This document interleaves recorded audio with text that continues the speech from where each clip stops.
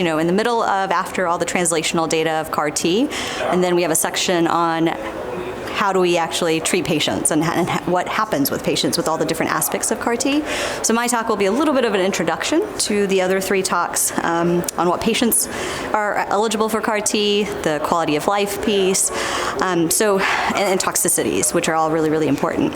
So my talk is really going to discuss kind of how we've gotten to where we are in terms of where do we have approvals for CAR T, what are the different products we have, maybe talk a little bit about research as to where we're trying to get CAR T, hopefully earlier lines, and then really discussing all the logistics and obstacles we have right now. So we have 10 minutes to talk, but obviously we had hoped that a lot more patients could get CAR T right now, and that just hasn't been the case.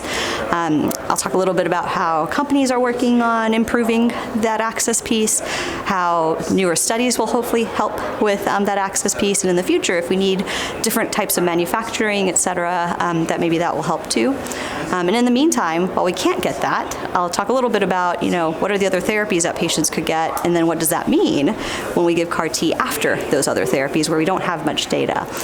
So really, it's going to be more, again, like an introduction, but asking more questions as we get these new approvals and new data. How can we optimize outcomes and make sure patients are safe going through it? So, again, CAR T, unlike any other myeloma therapy, it's a great immune therapy, but it's just much more complicated. And patients have to wait for their CAR. They have to have good T cells. So when we collect their T cells, we have to really make sure, that they can wait.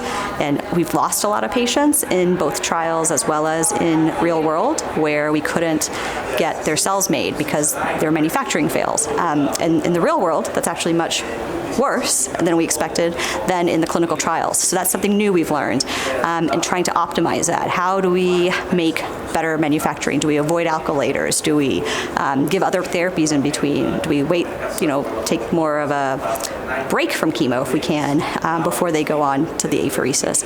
And then during bridging, what do we do? So, the two different CAR Ts have different toxicities, and we know that bridging likely decreases those toxicities, CRS, ICANS, but as well as the delayed neurotoxicity we see with cilta-cel. So being able to take patients who we can decrease their disease burden before they get their cilta-cel, those are all different approaches we'll talk about.